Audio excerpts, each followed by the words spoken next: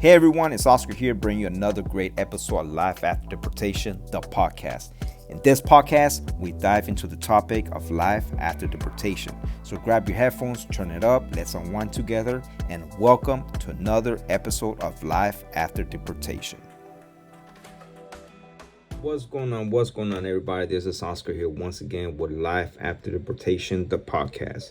Bring us another great episode, and we're going to talk about today why working at a call center is the best and the worst job ever. Now, without further ado, guys, I've been working at the call centers for past 10 years, minimum 10 years, and I've done different work from customer service, retention, collection, sales, and marketing. So I've been exposed to a little bit of call centers, different areas, different markets, if you will, different aspects of of a call center, because the call center is not just customer service. It consists of different markets as well, from collections, sales, marketing, etc. So I have had the opportunity to work at many call centers, quite a few call centers, from Tuvista, Confie, and other small call centers as well. And I'm glad to tell you guys from first-hand experience and let you guys know why working at a call center could be the best, but also it could be the worst job ever. So without further ado, guys, let's dive into this great episode. So let's go. Now, guys, check it out. Working at a call center has many advantages, guys. And it does. It has many advantages, from good pay to a community of good people just like you and me.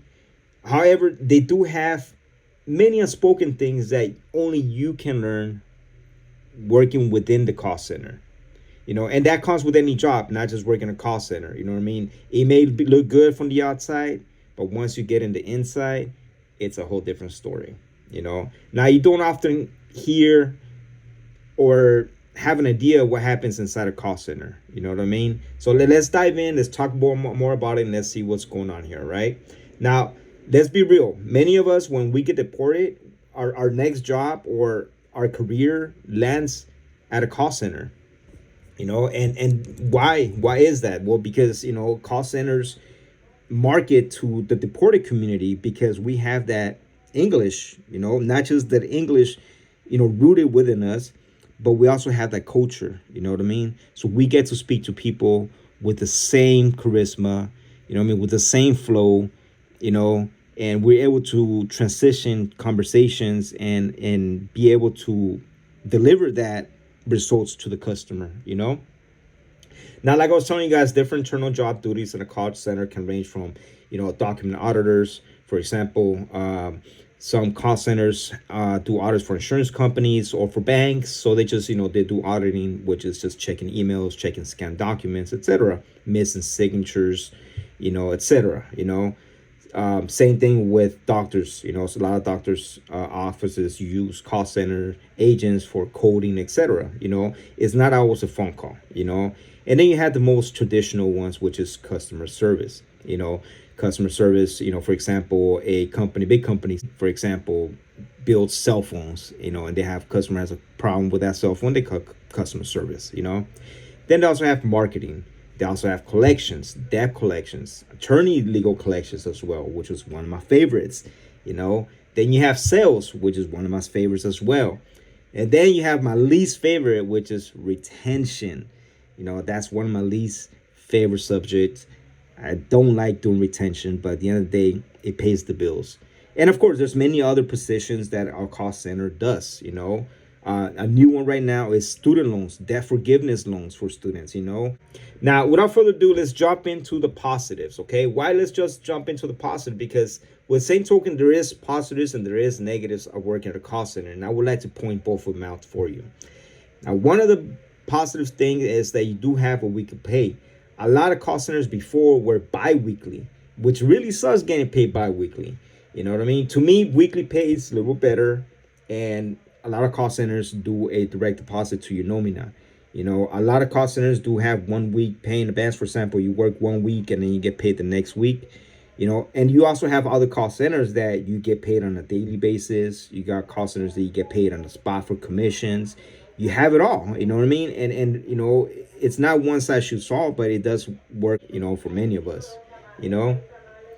Excuse the speaker in the back if you guys can hear it. It is what it is. straight up from the backroom podcast, Now, like I was saying, weekly pay on average, you're looking at about 5,000 pesos on average for a call center. You do have additional pay such as like bonuses, commissions, which can significantly increase the total compensation of a call center agent. 5,000 pesos a week, it's not bad for starting. You know what I mean? Usually people start at 3,500. And the agent will start about 3,500, and after they finish with the classes, after 30 days, they get bumped up to 45, and then up to 5,000 after 3 months. You know what I mean? Now, it may be more depending on the agent's position, or if there's like an incentive plan, like I was saying, like extra bonuses for, like, for example, showing up on time 5 days a week. You know what I mean? For example, or it can be also commissions. How many do they retain? Is there an incentive for that? Do they have commission for collections? Do they have commission for sales? You know what I mean? So that 5,000 can increase significantly, and I'm not talking about significantly from 500 pesos more. It could be, but it could also be up to 5,000 pesos more. You know what I mean? I know I've seen it all in collections. One of my great buddies one time hit the jackpot and collected $30,000. And that's my big boy Wolfman. Shout out to my Wolfman. And he collected about $30,000. And oh man, this is a good story because at the end of the day, my boy got paid fat. You know what I mean? I believe the commission was like 10%. You know what I mean? So I think he got like $3,000 back then. But, it was a different story. Maybe he can tell us more about that story later on. You know what I mean? But anyways, so that is one of the great things is that, you do have a set pay in a weekly, of course, certain metrics that you had to fulfill to get paid 5,000 pesos a week. You don't just show up and make a call. There's metrics. You know what I mean? But the pay is good. The pay is decent. You know what I mean? For a person that's freshly deported, 5,000 pesos may not sound appealing because it's only about $250 a week compared to what you were making over there in the States. On average, maybe making 500 at least a week, But the way of life here is different, you know what I mean? So it balances out at the end of the day, Let me take a little sip of my coffee. All right. Now with that also with the pay, like I was saying, guys, it doesn't stop at 5,000 pesos. It could go up more with, commissions and incentives. But also moving up eternally from a call center agent to like maybe, moving up in a call center, can get more income as well. But of course, with more income, it could be more challenging because there is tremendous talent. There's great talent in a call center. Mind you, this new wave of deportation right now is coming with a lot of great talent. A lot of great talent. You know what I mean? A lot of great talent is coming to Mexico through this new wave of deportation. You know what I mean? Because many of us are not choosing, I'm going off subject because I have to. But back in the day, guys, when I first came here, I would hear a lot, man, I'm going back to the States. You know what I mean? Now, a lot of people are saying, I'm staying. You know what I mean? And I'm making the best out of it. I'm making the most of it. You know what I mean? But anyways, that's a whole different episode for a whole different day. You know what I mean? Now, like I was saying, there's tremendous competition within the call center. You know what I mean? But there is positions that you can earn. You know what I mean? That you can move up to. You don't just have to sit down taking calls and be a call center agent. You can move up. And those positions can be like, for example, QA. It could be quality assurance, quality control. Basically, that person or that group of that individuals will monitor phone calls, monitor paperwork, et cetera. So there is more stuff that you can move up to instead of just taking phone calls. You can also enter to the workforce, where a lot of call centers have a group or department called workforce, where they basically distribute schedules, they distribute breaks, lunches, etc. How many agents will be supporting this type of team? How many agents will support this other type of team, etc. Workforce.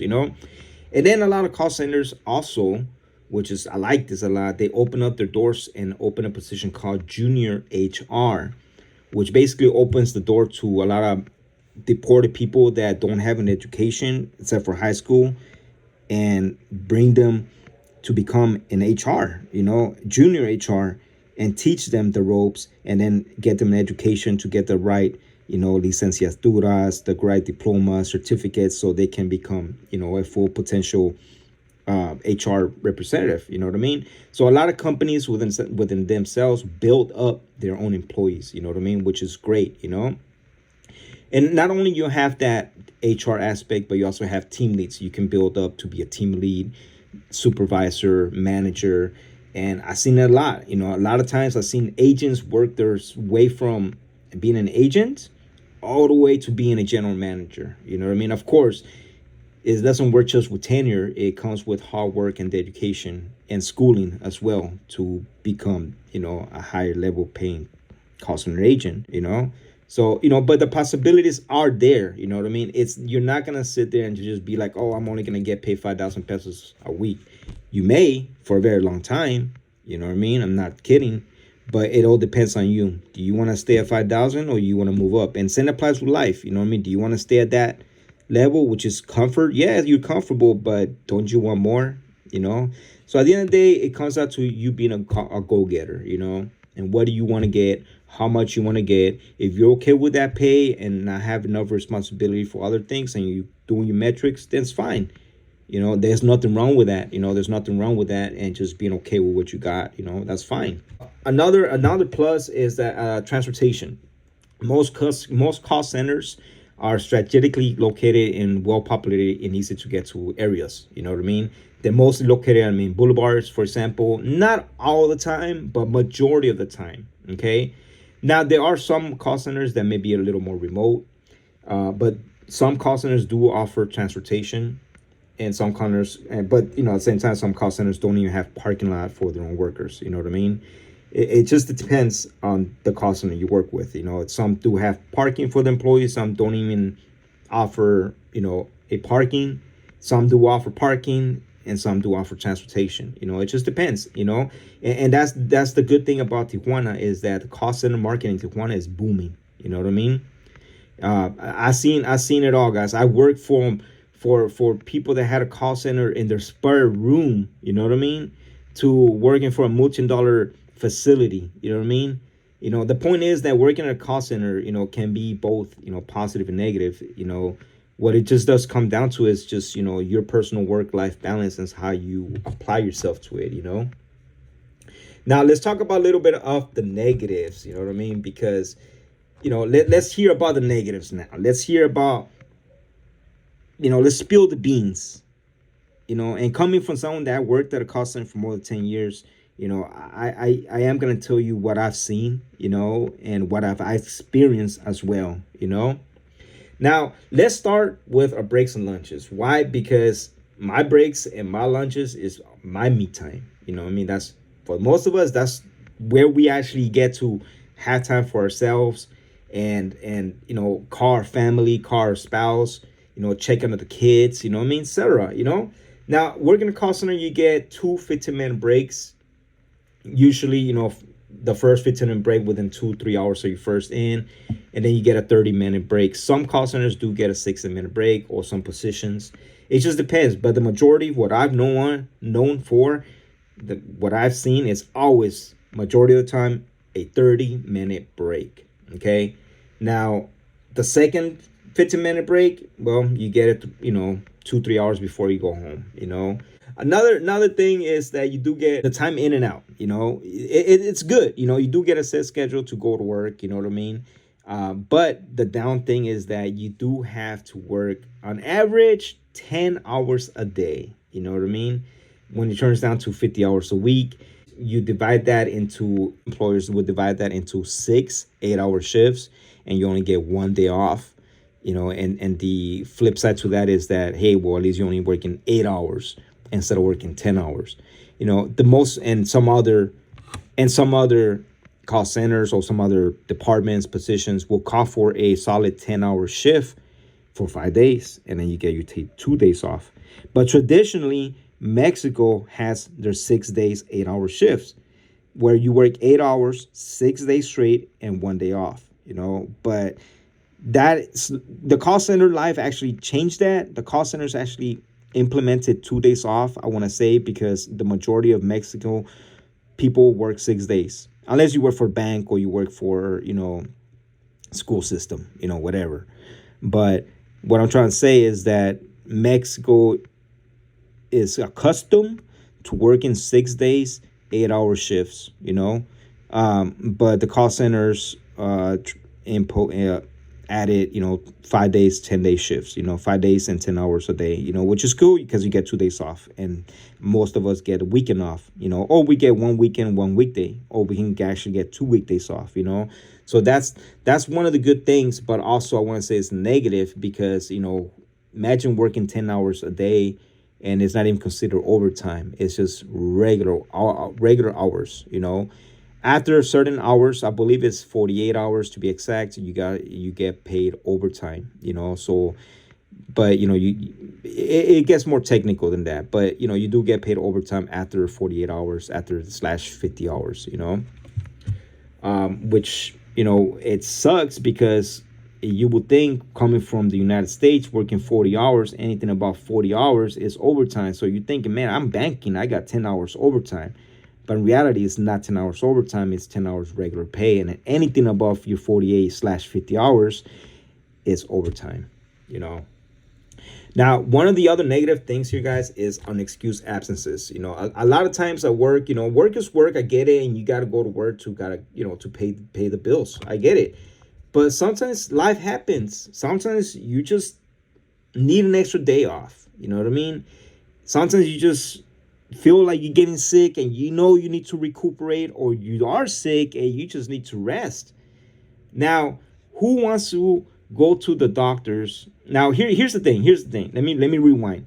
If you want to take a day off from the call center, you could, but there's consequences because your pay rate is not 5,000 flat. It's not like 5,000 flat a week. It's 1,000 pesos a week, a day. No, because you also have other metrics within that 5,000 that I'll get in detail later. But what I'm trying to get to, if you have one unexcused absence, majority of your paycheck is gone. Sometimes up to 50% of your paycheck can be deducted for one unexcused absence. Now, call centers only excuse, or majority of the call centers only excuse an unexcused absence with an IMSS doctor note. So if you feel sick or you're feeling sick, you have to go to the IMSS and get a doctor's note from the IMSS and say, yeah, such and such was at the doctor's and he was feeling sick. Here's my signature. But to be honest with you, who wants to go to the IMSS? Because to go to the IMSS, you had to get up so early in the morning, had to get in line, and then you probably won't even be seen to like 5-8 hours later. You know what I mean? By that time, you're maybe sicker than the dog already. You probably already spread whatever you had, with everybody else, who probably already caught whatever else had. Because the IMSS system is a joke, to be honest with you. But that's a whole different podcast, guys. You know what I mean? Now, what the bottom line is that you do need an IMSS doctor's note because you can't simply call in sick. You can't just claim a sick day or ask for PTO because call centers don't have that. They don't have that,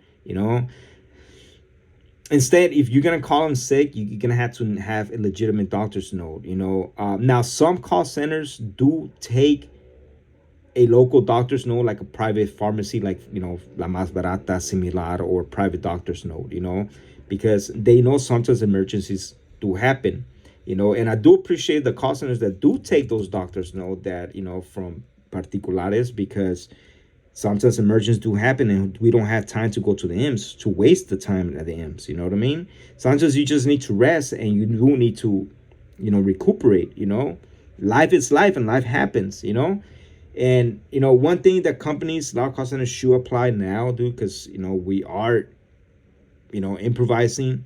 We are moving up. They should add PTO, to be honest with you. They should add PTO, earn PTO as tenure, whatever. I'm not a politician. I'm not a lawmaker. So whoever hears that out, I want you guys to lobby for that, okay? Go ahead and lobby for that, for PTO. All right, guys. So like I was saying, it is a long 10-hour shift sitting down, as a call center agent, you do spend most of your time sitting down, 8-10 hours a day, for the majority of shift. So, you do want to, walk around and, spread your legs and, get that blood flowing, Spread, be active, because at the end of the day, you just sedentary, you just sitting there, but anyways, now along with this, you also have metrics within the QA. What are metrics within the QA? Well, you do have, I'm sorry, what is the metrics within the cost center? Well, you do have QA, which is, the way you held the conversation. If you're doing emails, the way you type the email, for example. If you're doing a sales, the way you close the sales. If you're doing collections, the way you did the collection. You practice the verbatim scripts. How long. You also have talk time. How long did you speak for? Kid me not, a lot of call center calls agents are monitoring how long that call conversation can be. Um, Also, you with those metrics, you also have how many calls you have inbound, how many outbound calls you take, how many inbound calls you make. So all those does have stress. You know what I mean? It does have stress because it's repetitive tasks, repetitive work. And it all leads to a potential burnout. Because of demanding metrics and repetitive work. Imagine you had to do a sale and you had to close that sale within 5 minutes. You know what I mean? You have to do what you got to do, within those 5 minutes. And it's not more like, yeah, here you want to buy it. No, you got to sell it. You also have to do a speech. If you're going to be making a payment over the phone, you have to give them like the privacy statement, etc. If you're doing collections, you have to give them the mini Miranda, etc. This call and be monitor recorder, etc.